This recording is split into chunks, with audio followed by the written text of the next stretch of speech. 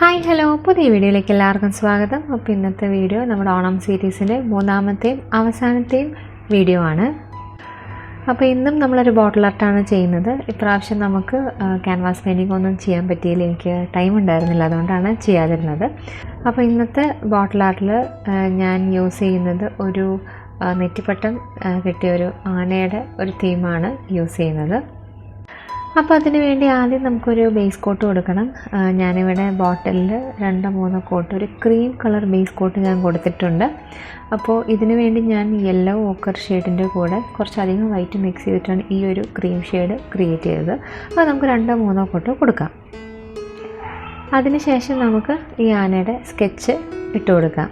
അതിനു വേണ്ടി ഞാൻ ആനയുടെ തലഭാഗവും ആനയുടെ ചെവിയും തുമ്പിക്കൈയും മാത്രമേ വരയ്ക്കുന്നുള്ളൂ. ഫുൾ ആനേനെയൊന്നും വരയ്ക്കുന്നില്ല, കാരണം ചെറിയ ബോട്ടിലല്ലേ, അതുകൊണ്ട് അത്ര ഭാഗം മാത്രമേ വരയ്ക്കുന്നുള്ളൂ.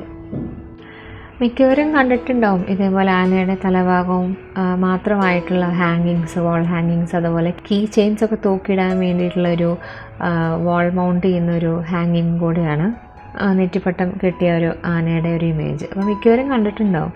അതുപോലെ കാറിലൊക്കെ നമ്മൾ ഡെക്കറേറ്റീവ് പീസായിട്ട് ഹാങ് ചെയ്ത് ഇടുന്നൊരു സംഭവമാണ് ഈ നെറ്റിപ്പട്ടം കിട്ടിയ ആനയുടെ ഒരു ഹാങ്ങിങ്.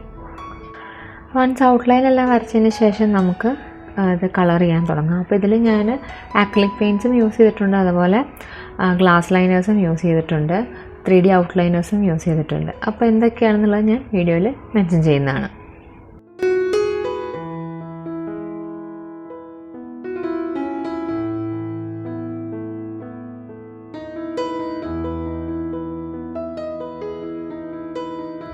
ഇനി നമുക്ക് ഡെക്കറേഷൻ സ്റ്റാർട്ട് ചെയ്യാം. അതിനു വേണ്ടി ഞാനിവിടെ ഗോൾഡൻ ഗ്ലാസ് ലൈനറാണ് യൂസ് ചെയ്യുന്നത്. അപ്പോൾ ഈ ആനയുടെ തലയിലുള്ള ഒരു ഡെക്കറേഷൻ, അതിന് എന്താ പറയുക, തിടമ്പെന്ന് എങ്ങാണ്ടാ പറയണേന്ന് തോന്നുന്നു. തിടമ്പേറ്റിയ കൊമ്പെന്നൊക്കെയല്ലേ നമ്മൾ പറയാറ്, എനിക്ക് കറക്റ്റായിട്ട് അറിയില്ല കേട്ടോ, അങ്ങനെയാണെന്ന് തോന്നുന്നു. അതും അതുപോലെ അതിൻ്റെ നെറ്റിപ്പട്ടവും അവിടെയൊക്കെ നമ്മൾ ഡെക്കറേറ്റ് ചെയ്യാൻ വേണ്ടി ഈ ഗോൾഡൻ ഗ്ലാസ് ലൈനറാണ് യൂസ് ചെയ്യുന്നത്.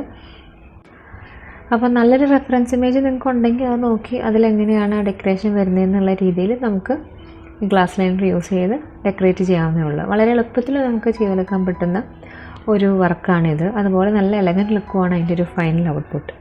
അപ്പോൾ ഈ വർക്ക് ചെയ്യുമ്പോൾ നമ്മുടെ കൈ തട്ടാതെയൊക്കെ നോക്കണം, കാരണം വളരെ ക്ലോസ് ആയിട്ടാണ് നമ്മൾ ഓരോ ഡോട്ട്സും ഇട്ട് കൊടുക്കുന്നത്. ഉണങ്ങാൻ കുറച്ച് ടൈം എടുക്കും, എന്തായാലും ലൈനേഴ്സൊക്കെ ഉണങ്ങാൻ ടൈം എടുക്കും.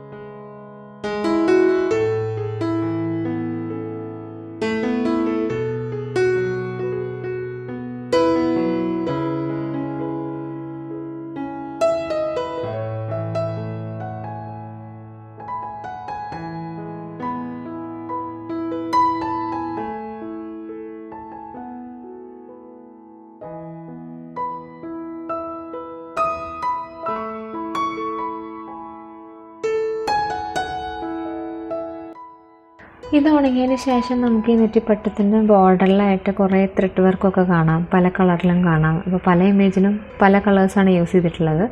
അപ്പോൾ ഇവിടെ ഞാൻ റെഡും ഗ്രീനും വൈറ്റും ആണ് യൂസ് ചെയ്യുന്നത്. അപ്പോൾ അതായത് 3D ഔട്ട്ലൈനേഴ്സാണ് യൂസ് ചെയ്യുന്നത്. അപ്പോൾ നിങ്ങളുടെ ഐഡിയക്ക് അനുസരിച്ചും നിങ്ങളുടെ ഒരു ക്രിയേറ്റിവിറ്റി അനുസരിച്ചും നിങ്ങൾക്ക് ഏത് കളേഴ്സ് വേണമെങ്കിലും യൂസ് ചെയ്യാവുന്നതാണ്.